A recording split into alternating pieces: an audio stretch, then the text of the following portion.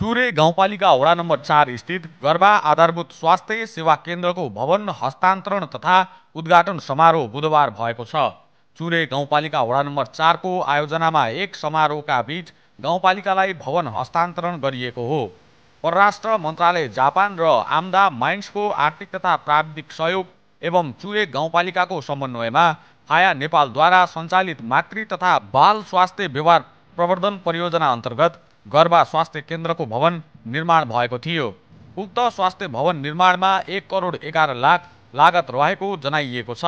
भवन हस्तान्तरण समारोहको समुद्घाटन गर्दै चुरे गाउँपालिकाका अध्यक्ष चक्रबहादुर बोगटीले जग्गादाता खड्गसिंह रजवारले स्वास्थ्य चौकी निर्माणका लागि जग्गा दिएकोमा धन्यवाद दिँदै निर्माण भएको स्वास्थ्य चौकीबाट दुर्गम क्षेत्रका महिला तथा बालबालिकालाई सेवा लिनमा सहजता हुने अपेक्षा लिएको बताए।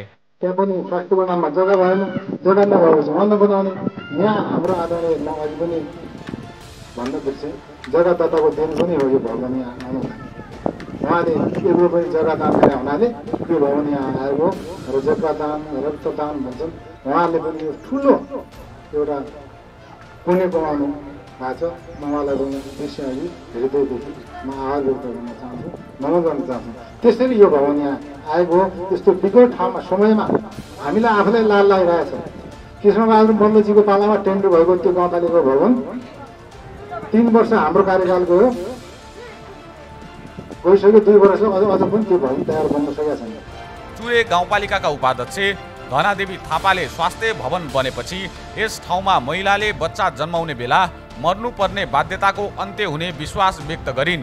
प्रत्येक व्यक्ति महिलाले काम गरेको ज्यालादरी 10 रुपियाँ जम्मा गरेर त्यो 10 रुपियाँ चाहिँ हाम्रो नेपालमा गर्भवती र बच्चालाई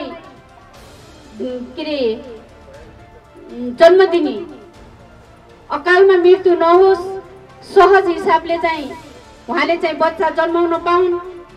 एकजना महिला पनि बच्चा जन्माउने बेला चाहिँ मृत्युको मुखमा पर्न नपरोस् र एकजना बच्चा पनि 9 महिनासम्म 10 महिनासम्म कोखमा बस्दाखेरि बच्चा जन्मिने बेला चाहिँ उसलाई गाह्रो अप्ठ्यारो नहोस्, धेरै मृत्युहरू हुन्छन्, त्यो मृत्यु नहोस् भनेर पनि जापान सरकारबाट जो हामीलाई सहयोग भएको हो त्यो असाध्यै आज महत्त्वपूर्ण छ।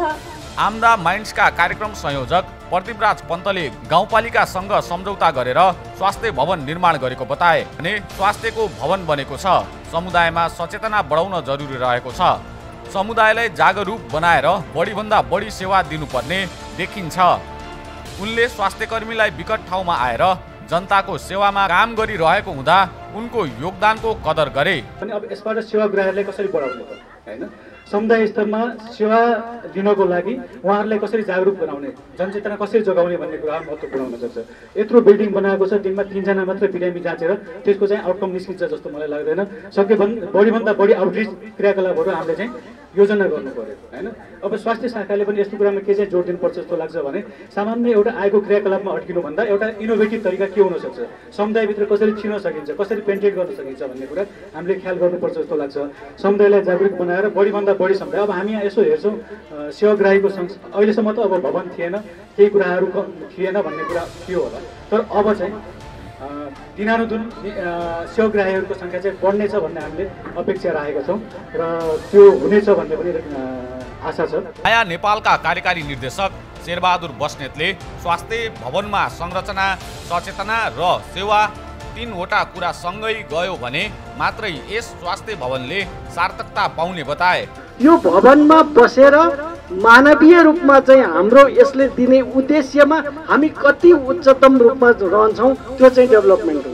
त्यसैले गर्दाखेरि मलाई के लाग्छ त भन्दाखेरि मेरो विचारमा 3 वटा कुरा सँगसँगै गयो भनेदेखि मात्रै पुरा हुन्छ होला, संरचना, सचेतना र सेवा। यो भवनमा 3टा कुरा मिसिन्छ कि मिसिँदैन। त्यसैले संरचना पनि कुछु, किनभने थुप्रै खैरालाको भवन बन्नुभन्दा अगाडि हामी त्यहाँ गएका थियौँ र त्यहाँको साथीहरूलाई सोध्यौँ तपाईँहरूलाई के चाहिएको छ भन्दा केही पनि चाहिएन, तपाईँहरू आउनुभयो, यहाँ त मान्छे पो आइदिँदैनन् त, हामी त कहिलेकाहीँ त त्यत्तिकै एन्जाइटी हुन्छ। तपाईँहरू आउनुभयो केही पनि चाहिँदैन, हेरिदिनुहोस् जानुहोस्। र पछि कुरा गर्दै जाँदाखेरि भन्नुभयो हेर्नुहोस् त भवन यस्तो छ, कहिलेकाहीँ हामी गर्भवती महिलालाई राखेको बेला माथिको ढुङ्गा झर्छ र त्यो महिलाले बाध्यताले आएको, किनभने अर्को उपाय छैन। कार्यक्रममा आम्दा माइन्ड्सका कार्यक्रम संयोजक प्रदीप राज पन्त, हाया नेपालका कार्यकारी निर्देशक शेरबहादुर बस्नेतले गाउँपालिकाका अध्यक्ष चक्रबहादुर बोगटी र उपाध्यक्ष धना देवी थापालाई प्रमाणपत्र र स्वास्थ्य चौकीको चाबी हस्तान्तरण गरेका थिए।